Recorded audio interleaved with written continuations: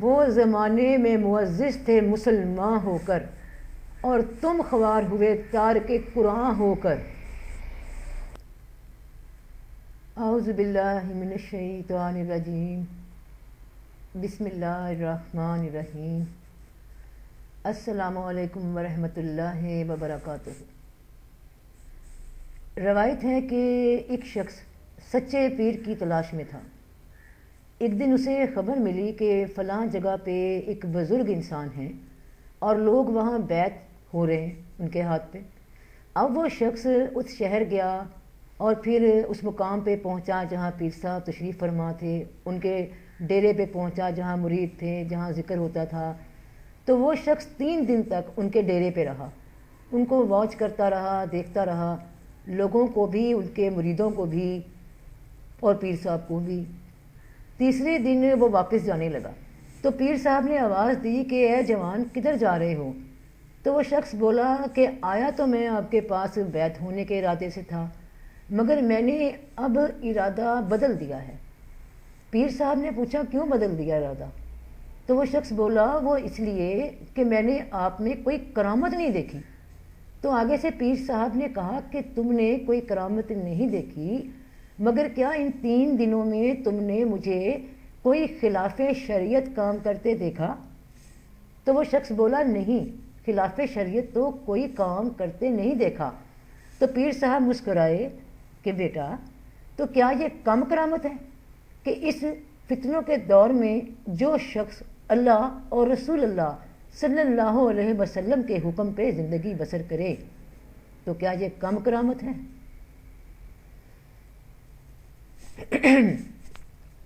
یہ کرامت عام طور پہ لوگوں کے مائنڈ میں اس طرح ہے کہ جو شخص عام انسانوں سے ہٹ کر کوئی کام کر رہا ہو، جادو دکھا رہا ہو، پانی پر چل کے دکھا دے، ہوا میں اڑ کے دکھا دے، چیزیں غائب کر دے، یا گمشدہ لوگوں کے حال بتا دے، قسمت کا حال بتا دے، پیشن گوئیاں کرے، فال نامے نکالے، ہاتھوں کی لکیروں کو پڑھ کے سنائے، کل یہ ہوگا، پرسوں وہ ہوگا، اور یہ شعبدے بازی ڈھونڈنے جو لوگ نکلتے ہیں تو پھر ایسے لوگ حق کی تلاش میں تو نہیں ہوتے نا، اور نہ ایسے شعبدے بازیاں دکھانے والے لوگ کوئی پیر کامل ہوتے ہیں۔ یہ گمراہی کے سوا دوجا کوئی راستہ نہیں ہے۔ اللہ کے شریک کون لوگ ہیں بتائیے؟ یہ لوگ ہیں جو قسمت کا حال بتاتے ہیں، ہاتھوں کی لکیریں دیکھ کر مشورے دیتے ہیں، فال نامہ کے نام پر فال نکالتے ہیں کہ آگے تمہارے ساتھ یہ ہونے والا ہے، وہ کیسے ٹلے گا؟ تو یہ نجومی، یہ تعویذ گنڈے کیا اللہ کے حکم کو بدل دیتے ہیں؟ کیا یہ وہ شے جو آپ نے نصیب میں آپ کے نہیں ہے تو کیا وہ نصیب میں ڈال دیں گے؟ یا وہ شے جو آپ کے نصیب میں ہے اس کو بدل دیں گے اپنے تعویذوں کے دم پہ؟ اور جس کام میں اللہ پاک نے آپ کے لیے بھلائی رکھ دی ہو تو کیا کوئی بڑے سے بڑا جادوگر یا نجومی آپ کو نقصان پہنچا سکتا ہے؟ یا کالا جادو کرنے والا آپ کی زندگی ختم کر سکتا ہے؟ جبکہ اللہ پاک نے ایک مقرر وقت رکھا ہوا ہے جینے مرنے کا۔ یا کوئی تعویذ کسی دوسرے انسان کو آپ کا مطیع بنا سکتا ہے؟ آپ کا محبوب آپ کے قدموں میں، آج تک کتنوں کے قدموں پہ محبوب گرے ہیں یہ بھی بتا دیں، اور ستاروں کی چالیں، ذائچے، اور آج کا دن کیسا گزرے گا، اسکارپینس کے ساتھ کیا ہونے والا ہے، لیو اور باقی سٹارز کے ساتھ کیا کیا ہو رہا ہے، یہ منحوس گھڑی آ گئی ہے، یہ ساعت گھڑی ہے، یہ سب وہ خرافات ہیں، یہ ہیں وہ شریک۔ جب ایسے لوگوں پہ بھروسہ کر کے اپنے ایمان کو ضائع کر دیا جائے، اللہ پاک کی مدد کی طرف سے مایوس ہو کر جلد بازی میں ایسے لوگوں سے مدد لی جائے یا سمجھا جائے کہ یہ ہمارے کام آئیں گے، تو یہ ہیں وہ زندہ شریک، وہ زندہ بت، وہ وجود جو لوگوں کے ایمان کے لیے فتنہ ہیں۔ ہندو لوگ پتھر کے بتوں کے آگے دعائیں مانگتے ہیں اور تم انسان نما بتوں سے امیدیں لگاتے ہو۔ اپنے ایمان کا جائزہ لیجئے۔ عزت، ذلت، رزق، زندگی، موت سب اللہ کے ہاتھ ہے۔ اگر اس پہ بھروسہ نہیں تو اللہ کو فرق نہیں پڑتا، وہ بے نیاز ہے۔ فرق پڑے گا تم لوگوں کو، تمہاری زندگیوں کو۔ سورہ انعام اور اللہ کے پاس ہیں کنجیاں غیب کی، انہیں وہی جانتا ہے، اور جانتا ہے جو کچھ خشکی اور تری میں ہے، اور جو پتا گرتا ہے وہ اسے جانتا ہے، اور کوئی دانہ نہیں زمین کی اندھیریوں میں، اور نہ کوئی تر اور نہ خشک جو ایک روشن کتاب میں لکھا نہ ہو۔ تم فرماؤ اللہ تمہیں نجات دیتا ہے اس سے اور ہر بے چینی سے، پھر تم شریک ٹھہراتے ہو۔ ہر چیز کا ایک وقت مقرر ہے اور عنقریب جان جاؤ گے۔ ادھر ہے عصا موسیٰ علیہ السلام کا، سب نبیوں کو معجزے عطا ہوئے، رسول اللہ صلی اللہ علیہ وسلم کا معجزہ قرآن ہے۔ اللہ اعلان کرتا ہے اور تم وہ امت ہو جس کے پاس اس کے نبی پاک صلی اللہ علیہ وسلم کا معجزہ موجود ہے۔ 2000 سال ہو چکے، بنی اسرائیل یہودیوں کو موسیٰ علیہ السلام کا عصا تلاش کرتے، ان کا وہ تابوت سکینہ تلاش کرتے، اللہ کی خلق میں کچھ نہیں کر سکتے۔ یہی شے اللہ نے نکالنے کے لیے نتیجہ کہ انسان خود کو پہچان لے کہ وہ انسان ہے، بندہ ہے، اور رب رب ہی ہے، وہی کارساز ہے۔ اور جو مقابلے پہ آگے کہ اللہ کی بنائی شے کو بدل کے رکھ دیں، یہ جو شریک معاذ اللہ، اللہ معاف کرے، سوچتے ہیں کہ اس کی جو تخلیق ہے اس کو چینج کر دیں گے، یہ انسان کا زوم ہے۔ جس دن اندر سے ختم ہوگا کہ میں کچھ نہیں تھا اور یہ باقی لوگ بھی میری طرح مخلوق ہیں، مجھے بھی پیدا کیا گیا، ان کو بھی میری طرح پیدا کیا گیا، میرا کوئی مالک ہے، کوئی خالق ہے، میں اس کے ماتحت ہوں، ہر بندہ اس کے ماتحت ہے، تو اس دن دل پھر جائیں گے حقیقت کی طرف، اس دن دل حقیقت کی طرف آئیں گے، وہاں سے پھر پہچان شروع ہوگی۔ تم فرماؤ بھلا بتاؤ تو اگر تم پر اللہ کا عذاب آئے یا قیامت قائم ہو، کیا اللہ کے سوا کسی اور کو پکارو گے اگر سچے ہو؟ بھلائی پہنچائے تو اس کے سوا اس کا کوئی دور کرنے والا نہیں، اور اگر تجھے بھلائی پہنچائے تو وہ سب کچھ کر سکتا ہے۔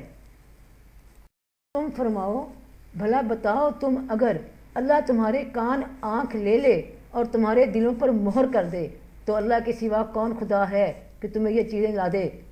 دیکھو ہم کس کس رنگ سے آیتیں بیان کرتے ہیں، پھر وہ منہ پھیر لیتے ہیں۔ یہودیوں نے قرآن کی آیتوں کو اس لیے جھٹلایا کیونکہ قرآن آنے سے پہلے جو ان کی دکانیں چل رہی تھیں کہ ہمارے پاس آسمانی کتاب ہے، ہم سب سے خاص لوگ ہیں، اللہ کے اسپیشل بندے ہیں، کرامتیں ہیں ہمارے پاس، اور جادو ٹونے جو وہ آج تک کر رہے ہیں، لوگوں کو وہ دکھا کر جو لوٹ رہے ہیں۔ تو جب آیا قرآن تو ان کے منہ لٹک گئے کہ اب ہوگا کاروبار بند، کیونکہ حقیقت سامنے آ گئی ہے، سچا اور امانت دار نبی پاک صلی اللہ علیہ وسلم تشریف لے آئے ہیں، اب یہ چلے ہوئے جادو ختم ہوں گے، جو مراعات جو ہمیں انعام مل رہے تھے وہ ختم، لوگوں کو ہوش آ جانی ہے تو کھلم کھلا انکار انہوں نے شروع کر دیا کہ یہ نبی نہیں ہے، خود کتاب لکھ لی ہے۔ اور اللہ بتاتا ہے قرآن میں کہ او یہودیو، تم تو اس طرح پہچانتے ہو اس نبی پاک صلی اللہ علیہ وسلم کو جیسے اپنے بیٹوں کو پہچانتے ہو، مگر دنیا کے غلیظ فائدوں کے لیے تم جھوٹ بک رہے ہو، انہوں نے تو جھٹلا دیا تھا، تم کیوں جھٹلاتے ہو؟ تم تو مسلمانوں آخری امت ہو، تم کیوں شریکوں میں پڑ گئے؟ میں نہیں جانتی اتنا بھی کہ میرے ساتھ کیا ہونا ہے، کل کا دن کیا ہوگا، آج کا دن کیسا گزرے گا، میری کتنی زندگی ہے، میں نے کیا کرنا ہے۔ جو پل اللہ کے فضل و کرم سے ایک پل جو حال کا سلامتی سے گزر رہا ہے، جیسا بھی گزر رہا ہے، اس پہ اللہ پاک کا لاکھ لاکھ کروڑ بار شکر، میں نے اسی پہ بھروسہ کیا۔ مجھے جن بھی بہن بھائیوں نے جی میل پہ پوچھا ہے کہ گمشدہ لوگوں کا پتہ کرا دیں، کیا آپ کر سکتے ہیں؟ تصویر دیکھ کر کسی کی مائنڈ کو قابو کر دیں، دنیا داری کا یہ فائدہ کر دیں، کسی فلاں کو غائب کروا دیں، تو میرے بہن بھائیوں سن لو، میرے پاس ایک ہی کرامت ہے اور وہ ہے اللہ کی کتاب، کیونکہ میرے رسول پاک صلی اللہ علیہ وسلم نے فرمایا تھا کہ فتنوں کے دور میں جب کہیں سے کوئی راستہ اور روشنی نظر نہ آئے تو فقط ایک مدد ہوگی، وہ ہوگی اللہ کی کتاب، اس کو تھام لینا۔ میں کسی کفر کے دعوے میں شامل نہیں، میں بری ذمہ ہوتی ہوں، اے اللہ پاک میں ایسے دعووں میں شامل نہیں، مجھے معاف کر دے میرے رب، میں تیری عاجز بندی ہوں۔ بہن بھائیوں، خدا کا واسطہ ہوش میں آؤ۔ اللہ پاک گواہ رہے گا کہ آپ کا پیغام، آپ کے رسول صلی اللہ علیہ وسلم کا پیغام ایک امتی ہونے کے ناطے میرے اللہ گواہ رہنا، ایک بار پھر میں نے آپ کے بندوں تک پہنچا دیا ہے، کیونکہ میرے رسول اللہ صلی اللہ علیہ وسلم نے حکم دیا ہے کہ ہر امتی کو کہ پہنچا دیا کرو میری جانب سے چاہے ایک آیت ہی صحیح۔ اللہ تو نے چاہا تو تیرے اس بندے نے یہ کام کر دیا، کیونکہ تو چاہتا ہے تو انسان کچھ کر سکتا ہے۔ تو ایک مسلمان، ایک امتی ہونے کے ناطے میں نے اپنا فرض ادا کر دیا ہے، اب یہ تیرے بندے جانے اور تو جانے۔ میں بری ہوتی ہوں، میں کوئی ایسی کرامت نہیں جانتی، مجھے اس طرح کی جی میلز نہیں کرنی، اسلام کی، اللہ کی بات کیا کریں، مجھے بھی بتائیں، مجھ سے بھی سنیں، اور اگر میں آپ کے مطلب کا انسان نہیں تو بھائی پھر میں آپ سے معافی چاہتی ہوں، میں آپ سے معذرت کرتی ہوں۔ اللہ تعالیٰ سب کا بھلا کرے، سب کی خیر کرے۔ تو کیا غور نہیں کرتے قرآن میں؟ اے ایمان والو، حکم مانو اللہ کا اور حکم مانو رسول کا اور ان کا جو تم میں حکومت والے ہیں۔ پھر اگر تم میں کسی بات کا جھگڑا اٹھے تو اسے اللہ اور رسول کے حضور رجوع کرو۔ اگر اللہ اور قیامت پر ایمان رکھتے ہو یہ بہتر ہے، اس کا انجام سب سے اچھا۔ وہ زمانے میں معزز تھے مسلمان ہو کر، اور تم خوار ہوئے تارک قرآن ہو کر۔ فی امان اللہ۔